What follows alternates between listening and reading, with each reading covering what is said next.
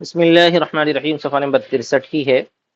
ربا کے تعلق سے بات چل رہی تھی کہ ربا احناف کے پاس پایا جاتا ہے قدر مال جنس سے، یعنی ایک جنس کی چیزیں اور یا تو تولی جانے والی ہو یا ناپی جانے والی ہو۔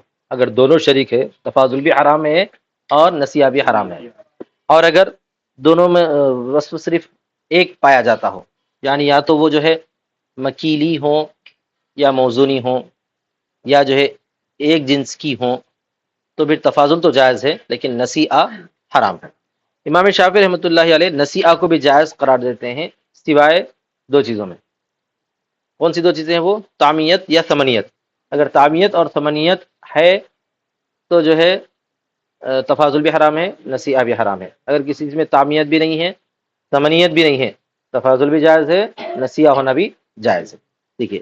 وقال الشافعی الجنس بانفرادہ لا يحرم النسیہ۔ امام شافعی جو ہے جنس اپنے انفراد کے ساتھ نسیئہ کو حرام نہیں کرتا، نسیئہ کو حرام نہیں کرتا۔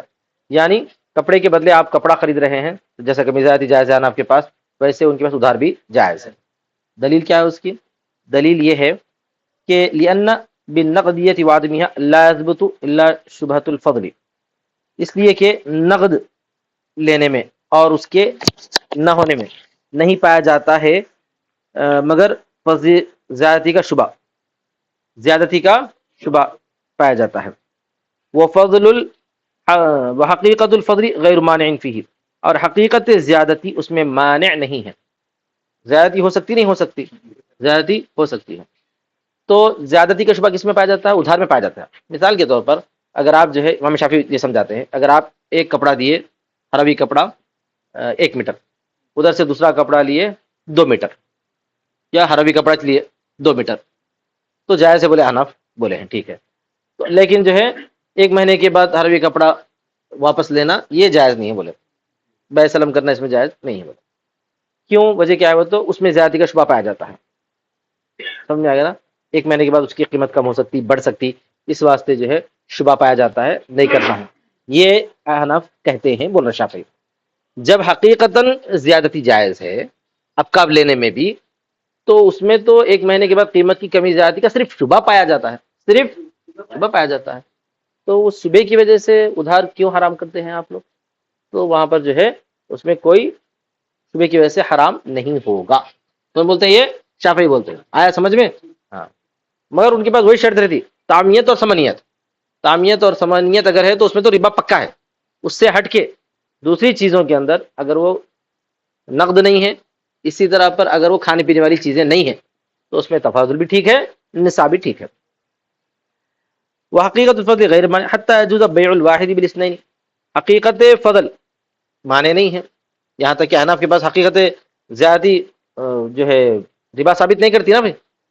اگر جو ہے قدر مال جنس کو ہٹا دیں، دوسری چیزیں ہیں تو ایک جنس کی بھی رہو، جیسے کپڑا ہے، کپڑے کو تولتے بھی نہیں اور ڈبے میں ڈال کے ناپتے بھی نہیں، لہذا کپڑے میں کمی زیادتی جائز ہے، تو حقیقت فضل مانع نہیں ہے، جواز سے مانع نہیں، یعنی حقیقتاً کمی زیادتی ہونا بے کے جائز ہونے کو نہیں روکتا۔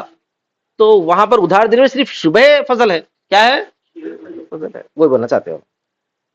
حقیقت فضل معنی نہیں ہے اس میں، یعنی بے میں، یہاں تک کہ جائز ہے ایک کی بے اس کے دو سے، پر شبہ تو اولا، تو شبہ فضل بھی بدرجہ اولا جائز ہوگا، معنی نہیں رہے گا۔ ہماری دلیل کیا ہے؟ انہو مال الربا من وجہ، ہم یہ کہتے ہیں کہ وہ ایک وجہ سے ربا کا مال ہے، نظرا الی القدر والجنس، یہ اول جنس، نظر کرتے ہوئے قدر یا جنس کی طرف، قدر یا جنس کی طرف نظر کرتے ہوئے اس کو ایک حیثیت سے مال ربا تو ہم مانتے ہی ہیں، قدر کی طرف یا جنس کی طرف۔ قدر اگر ہے تو اس کو بولتے ہیں مکیلی یا موزونی، سمجھ میں آ گیا نا؟ جنس اگر ہے تو ایک جنس کی چیزیں، تو ربا کا مال تو ہے۔ وہ نقدیت اوجبت فضلا فی المالیت، اور نقدیت جو ہے نقد لینا، نقد لینا واجب کرتا ہے مالیت میں زیادتی کو، مالیت میں زیادتی کو واجب کرتا ہے۔ فتحقق شبہۃ الربا، ربا شبہۃ الربا، تو ربا کا شبہ ثابت تو ہو گیا، ربا کا شبہ کیا ہو گیا؟ ثابت تو ہو گیا۔ کس طرح پر؟ دیر سے لینے میں۔ وہی مانعات کالحقیقت، اور وہ مانع ہے، شبہ ربا مانع ہے حقیقت کی طرح، سمجھ میں آ گیا نا؟ جس طرح حقیقت ربا مانے ہیں اسی طرح ربا کا شبہ بھی مانے ہیں. حقیقت ربا کیا ہوتا ہے؟ اگر ایک جنس کی چیزیں اگر کیل ہو یا وزن والی ہو تو اس وقت تو جو ہے زیادتی حرام ہے. کیل اور وزن سے ہٹا کر ایک جنس والی چیزیں ہیں تو زیادتی تو جائز ہے. لیکن دوسری چیز کیا ہے؟ نسا کرنا یعنی ادھار. ادھار میں بھی جو ہے اگر ایک جنس کی چیز ہے تو کمی زیادتی جو ہے وہ ادھار لینا حرام ہے.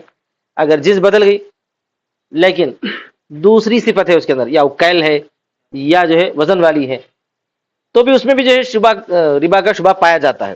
دیر سے ہونے میں اس کی قیمت میں کمی زیادتی اتار چڑھاؤ ہو سکتا ہے. اسی وجہ سے جو ہے ربا کا شبہ پایا گیا ہے. جیسے حقیقت ربا حرام ہے، ربا کا شبہ بھی حرام ہے. یہ ہماری دلیل ہے. الا انه اذا اسلم النقود فی الزعفران ونحوی، مگر یہ کہ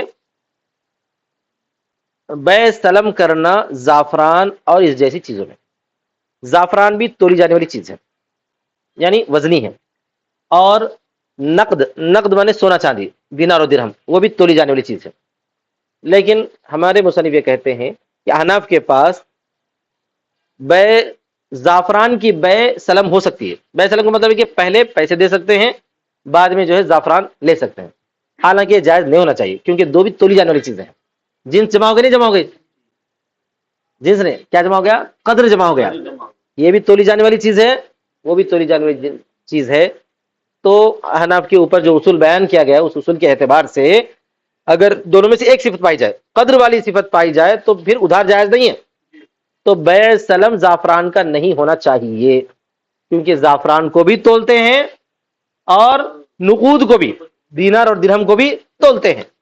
تو پھر زعفران حدیث میں تو جو ہے بیع سلم کی اجازت دی گئی ہے، تو زعفران کے بیع سلم کیسے جائز قرار دیتے ہیں آپ؟ تو اس کا جواب دینا پڑے گا. مگر یہ کہ جب بیع سلم کرے نقود کا زعفران میں اور اس جیسی چیزوں میں. زعفران کے علاوہ دوسری چیزیں کیا ہے؟ جیسے روئی وغیرہ، تولی جانے والی اور بھی بہت ساری چیزیں ہوتی ہیں. یجوز تو جائز ہے. وَإِن جَمَعَ الْوَزْنَ، اگرچہ کہ وزن ان دونوں کو جمع کرتا ہے. سمجھ میں آ گیا نا صاحب؟ تو قدر آ گئی نا، یہ بھی تولی جانے والی چیز ہے، وہ بھی تولی جانے والی چیز ہے، تو بیع سلم جائز نہیں ہونا چاہیے. اعتراض کرنا. تو جواب کیا دے؟ ہاں دو تولی جانے والی چیزیں ہیں لیکن اس کے تولنے کا پیمانہ الگ ہے، اس کے تولنے کا پیمانہ الگ ہے.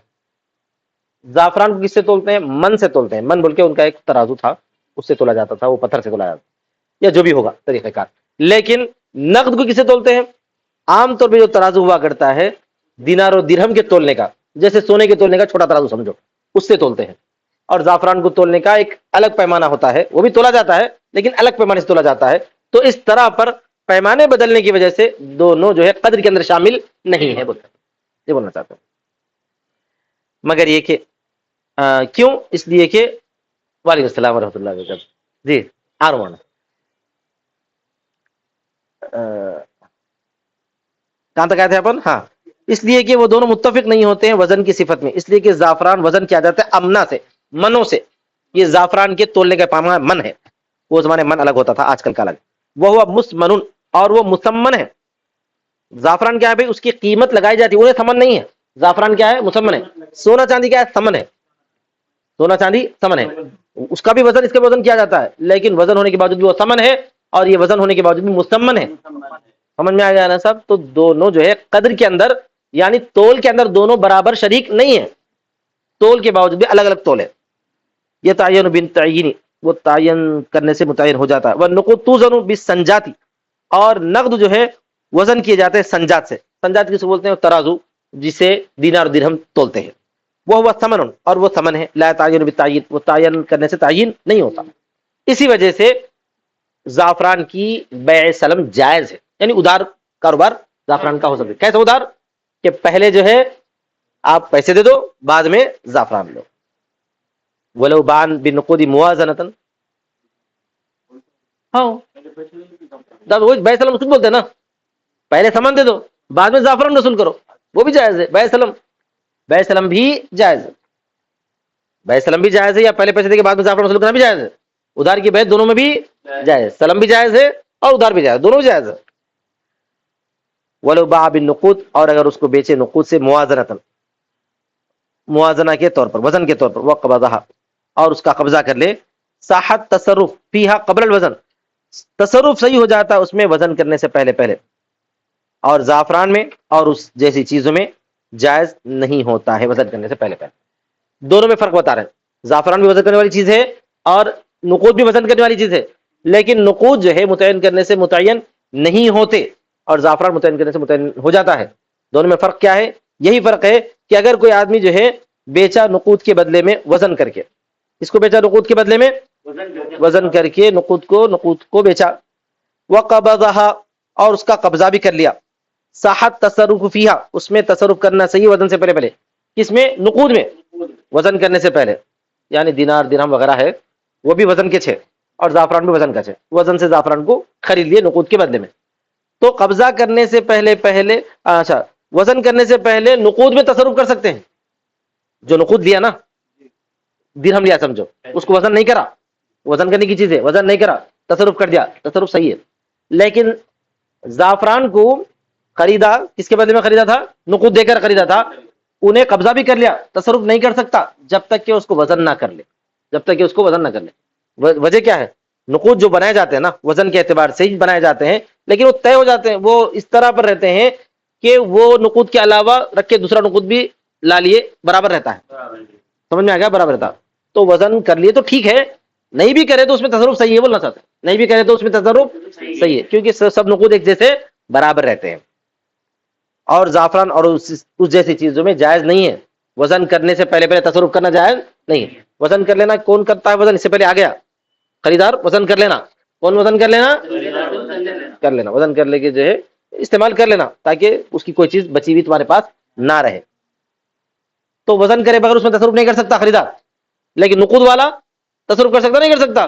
کر سکتا. اس کو وزن کر لی تو ٹھیک ہے، مرضی اس کی، نہیں بھی کرے تصرف کر سکتا ہے کیونکہ نقود سب ایک جیسے رہتے نا، ایک جیسے الگ رہتے کیا، مگر زعفران میں فرق پڑتا ہے. اب نقود جو ہے سکے ہیں، مثال کے طور پر 100 سکے لے لیے تو 100 سکے کا جو وزن ہوگا وہ عام طور پہ معلوم رہتا، وہ اگر وزن نہیں بھی کرا انہیں لے کے رکھ لیا تو کافی ہے، لے کے رکھ لیا تو بھی کافی ہے گن کے. اگر فَإِذَا اخْتَلَفَ فِيهِ صُورَةً وَحُكْمًا مَعْنًا وَحُكْمًا تو جب یہ دونوں مختلف ہو گئے صورت میں بھی معنی میں بھی حکم میں بھی، تو لم يجمعهما القدر من كل وجه تو اس کے اندر قدر ہر طریقے سے پایا نہیں جاتا. قدر ہر طریقے سے وزن ہونے کے باوجود بھی دونوں ایک جیسے نہیں ہے، اس واسطے بیع سلم زعفران میں جائز ہے. بولو تو اتر جاتا ہے شبہ اس میں، شبہ کی طرف، اصل شبہ نہیں ہے، شبہ کا شبہ پایا جاتا ہے، وہی غیر معتبرہ اور وہ معتبر نہیں ہے. واخر دعوانا الحمدللہ رب العالمین.